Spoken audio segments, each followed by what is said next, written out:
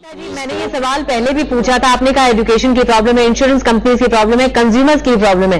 लेकिन सवाल ये है कि आखिर इसके लिए एजुकेट कौन करेगा कंज्यूमर्स को? पहले जब एग्जीक्यूटिव आता है तो वो इतनी क्लॉज नहीं बताता, इतने टर्म्स एंड कंडीशंस नहीं बताता, और जब बाद में क्लेम करने की बात आती है तो अलग अलग बातें सामने आती हैं। नहीं, आप सही कह रहे हैं। इसमें कोई दो राय नहीं है कि एजुकेशन करना जरूरी है, और ये इंश्योरेंस इंडस्ट्री को भी करना पड़ेगा, और मीडिया का भी इसमें काफी बड़ा हाथ रहेगा। जब चीजें टीवी पे डिस्कस होती हैं तो लोग देखते हैं और उनको समझ में आता है कि फुल डिस्क्लोजर करने से क्या एडवांटेज है। अपना पैसा पे उनको कई बार सवाल आता है कि मैं डिस्क्लोज अगर नहीं करूंगा कंपनी को, इंश्योरेंस कंपनी को, तो उसको पता कैसे चलेगा। कस्टमर्स ये नहीं जानते हैं कि जब वो हॉस्पिटल में भर्ती होंगे उस समय डॉक्टर को पूरी हिस्ट्री देंगे और नेचुरली उससे क्लियर हो जाएगा। उस डॉक्टर को तो वो सही बताएंगे, वरना दवाई गलत हो जाएगी, आपका ट्रीटमेंट गलत हो जाएगा जी। और ये मतलब किसी के भी फेवर में नहीं है।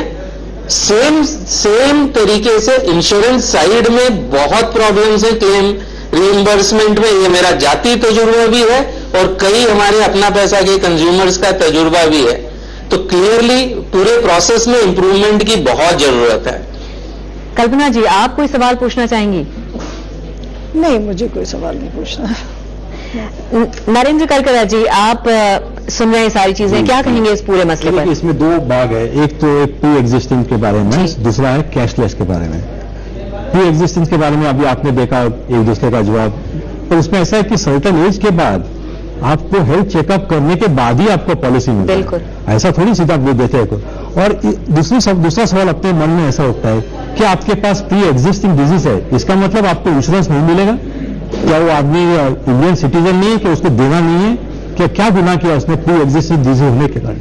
वो एक सवाल आता है। सवाल ये बहुत बड़ा मुद्दा है और काफी लोग इस परेशानी से परेशान हैं। हम लोग इंश्योरेंस दे देंगे। दूसरी बात आती है कैशलेस।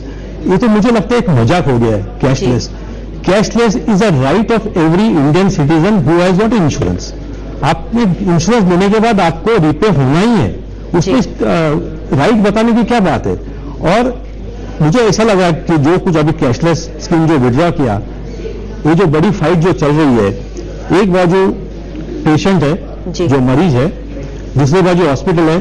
हॉस्पिटल चलता है मरीज के कारण, इंश्योरेंस चलता है मरीज के कारण, टीपीए चलता है इंश्योरेंस के कारण, और गवर्नमेंट के पॉलिसीज। ये चारों लोग कहीं तो मरीज को संभालते हैं या तो उसको और बेहाल कर देते हैं। इसमें फायदा किधर है?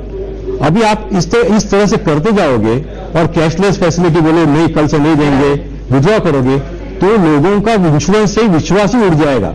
इंश्योरेंस लेना क्यों? देखिए, day by day medical cost जो है वो बढ़ती जा रही है। बिल्कुल। और वो कवर करने के लिए हम लोग इंश्योरेंस लेते हैं। वो मिडिल क्लास का आदमी हो तो उसको भी तकलीफ होता है। ऐसा नहीं कि बिलो पॉइंट। सबसे बड़ी बात है कि जब ये इंश्योरेंस सेक्टर का प्राइवेटाइजेशन किया गया था तो यही था कि और ज्यादा कस्टमर फ्रेंडली हो, ऑर्गेनाइज्ड हो, लोग ज्यादा से ज्यादा इसकी सुविधा ले सके। लेकिन हालात ऐसे नहीं दिख रहे हैं। आम इंसान हो, डॉक्टर हो या फिर कोई बैंक कर्मी ही क्यों ना हो, मेडिकल इंश्योरेंस कंपनीज किसी की नहीं सुनती। कहने को तो ये आपका साथ जीवन के साथ और जीवन के बाद भी निभाने का दावा करते हैं, लेकिन ये सिर्फ आपको लूटने की फिराक में रहते हैं और सभी नियम कानून तोड़कर आपका हक मार ले जाते हैं। अशोक डांडा और शोभा डांडा एक मुश्किल समय से गुजर रहे हैं। अशोक डांडा प्रोस्टेट कैंसर से पीड़ित हैं और उनकी इस बीमारी का दर्द बढ़ा रही है मेडिकल इंश्योरेंस कंपनी। डांडा दंपत्ति ने न्यू इंडिया एश्योरेंस से मेडिक्लेम पॉलिसी काफी पहले से ले रखी है। शुरुआती दिनों में तो डांडा परिवार को अपने मेडिक्लेम्स मिलते रहे, लेकिन जैसे जैसे क्लेम की रकम बढ़ती गई, इंश्योरेंस कंपनी की आनाकानी शुरू हो गई। अर्जेंटली कहाँ से पैसा लाएगा? कोई मेजर एक्सीडेंट हुआ, कुछ हो गया तो आदमी क्या, आज तो हैंड टू माउथ एग्जिस्टेंस है मोस्ट, इसलिए तो इंश्योरेंस लेता है कि हमारे पास इतना फैसिलिटी नहीं है। तो कोई भी हॉस्पिटल थोड़ी तुमको एडमिट करेगा विदाउट मनी। अगर तुम्हें सडनली कोई हैंड टू माउथ एग्जिस्टेंस वाला मिडिल क्लास फैमिली वाला है, उसको 1-2 लाख का एकदम फटकार आवे तो from where will he bring? आपको जानकर हैरानी होगी कि ये दंपत्ति देना बैंक के रिटायर्ड एम्प्लॉयज हैं। बैंक में काम करने के कारण इन दोनों को इंश्योरेंस और मेडिक्लेम पॉलिसीज की खासी जानकारी है। बावजूद इसके न्यू इंडिया एश्योरेंस इन्हें उल्टे सीधे नियमों में फंसाने की कोशिश कर रही है।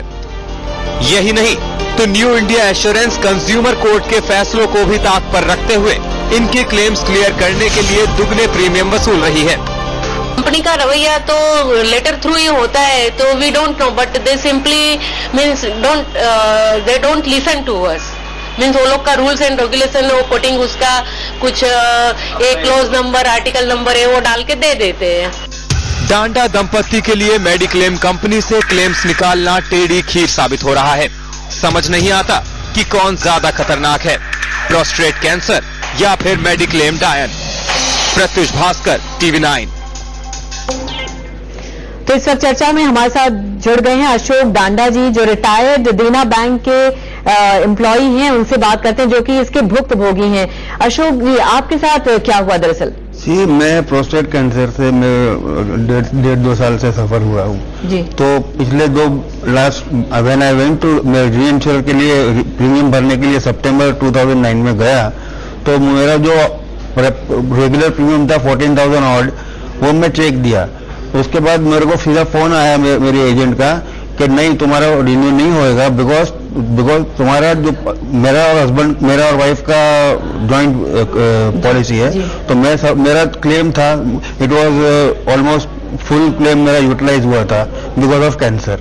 तो उन्होंने कहा कि as per 2007 guidelines, as per our underwriting guidelines of individual mediclaim 2007 where the average claim ratio is more than 75%. उनका कहना है कि अगर 75% क्लेम तुम्हारा रेशियो हुआ तो हम प्रीमियम तुम्हारा डबल कर देंगे। तो अभी मेरा प्रीमियम अभी हो गया 15,000 से, मेरा प्रीमियम बढ़ गया, डबल हो गया, मेरा डबल हो गया, वाइफ का सेम रहा, यानी 8 और 8 16 प्लस वाइफ का 8 24, इनने 15,000 से मेरा 24,000, अब नियरली 32,000 हो गया। Now my point is that supposing every year मैं 75% क्लेम करता हूँ, मैं और मेरी वाइफ भी क्लेम करती है, गॉड फॉरबिड, तो क्या मैं एवरी ईयर दूसरा साल में 50,000 दूंगा, तीसरा साल 1 लाख दूंगा, चौथा साल 2 लाख दूंगा, for cover of 2 lakh I will pay premium of 2 lakh in the 4th year? यही बात हम हर्ष रुंगटा जी से पूछते हैं, जो हमारे साथ इस वक्त मौजूद हैं। हर्ष रुंगटा जी, अगर कंपनीज करार के मुताबिक अपनी कंज्यूमर्स को सुविधा नहीं देती तो क्या ये ब्रीच ऑफ ट्रस्ट नहीं है? खैर, more than breach of trust, ये ब्रीच ऑफ रेगुलेशन है। अगर ऐसा है तो IRDA के जो रेगुलेशंस है उसके मुताबिक 2 चीजें हैं। पहली बात तो इंश्योरेंस कंपनी रिन्यूअल से मुकर नहीं सकती जस्ट बिकॉज क्लेम हुआ है। सेकंड, इसको लोडिंग कहते हैं, जो उनको हुआ है वो लोडिंग है। अब IRDA ने जो भी पॉलिसीज जुलाई के बाद पास हुई हैं उसमें ये क्लियर कहा है कि जो भी लोडिंग स्ट्रक्चर है वो आपको पॉलिसी में देना होगा शुरू से। अगर आपके पॉलिसी में वो नहीं है कि लोडिंग आपका इतना किया जाएगा, अगर आपका क्लेम इतना है, तो वो नहीं कर सकते। ये IRDA को कंप्लेन इनको करना चाहिए और इनको पक्का रिलीफ मिलेगा। यानी आप ये मान लीजिए कि कॉन्ट्रैक्चुअल लाइबिलिटी बनती है इनकी, अगर कॉन्ट्रैक्ट में है तो। और ये IRDA ने कंपलसरी कर दिया है कि इसको आपको इंश्योरेंस कॉन्ट्रैक्ट में डालना पड़ेगा। वे कैन नॉट रेफर टू कोई उनकी इंटरनल गाइडलाइंस को रेफरेंस नहीं दे सकते जी। अगर इनके पॉलिसी डॉक्यूमेंट में ये है तो ही कर पाएंगे। अभी सक्सेना जी, हम आपसे आखिरी में, हमारे पास वक्त की कमी है, हम आपसे आखिरी में पूछना चाहेंगे किस पर फिक्स होती है जिम्मेदारी? जिम्मेदारी तो इंश्योरेंस कंपनी की फिक्स होती है, और वो तो कॉन्ट्रैक्ट होता ही है। जो इंश्योरेंस आप लेते हैं तो एक कॉन्ट्रैक्ट है, एक इंश्योर्ड के ऊपर और इंश्योरेंस कंपनी के ऊपर। तो ऐसा नहीं है कि कॉन्ट्रैक्चुअल लायबिलिटी नहीं है, वो होगी इनके इंश्योरेंस कंपनी के ऊपर। MS कामत जी से भी हम पूछेंगे किस पर फिक्स होती है जिम्मेदारी ये? नहीं, मैं आपका प्रश्न समझ नहीं सका। ये जो भी परेशानी आ रही है आखिर किस पर फिक्स होती है जिम्मेदारी ये? जैसे मैंने पहले ही कहा था, actually insurance is suppose to be win win situation. Unfortunately यहाँ मैं देख रहा हूँ कि सबको लूज लूज सिचुएशन हो रहा है। कंपनियां भी चिल्ला रही हैं, हॉस्पिटल्स भी चिल्ला रहे हैं, कंज्यूमर्स भी चिल्ला रहे हैं। तो ये आखिरी इनका जो केस है, मेरे ख्याल से वो प्रीमियम बढ़ाना बीमार होने के बाद, ये एक बहुत गलत काम है। प्रीमियम शुड बी यूनिफॉर्म, ये मेरी राय है। तो बिल्कुल प्रीमियम बढ़ाना गलत बात है, विन विन सिचुएशन नहीं रही। फिलहाल हमारे पास वक्त की कमी है, लेकिन पूरी चर्चा के बाद एक बात तो साफ है, बीमा कंपनीज अपना सोच रही हैं, हॉस्पिटल्स अपना सोच रहे हैं, इंश्योरेंस कंपनीज अपनी सोच रही हैं, लेकिन आम आदमी के सोचने वाला कोई नहीं है, कोई भी नहीं है जो आम जनता को राहत पहुंचाने के लिए कोई ठोस कदम उठा सके। फिलहाल आप सभी हमारे साथ इस चर्चा में शरीक हुए, इसके लिए बहुत बहुत शुक्रिया।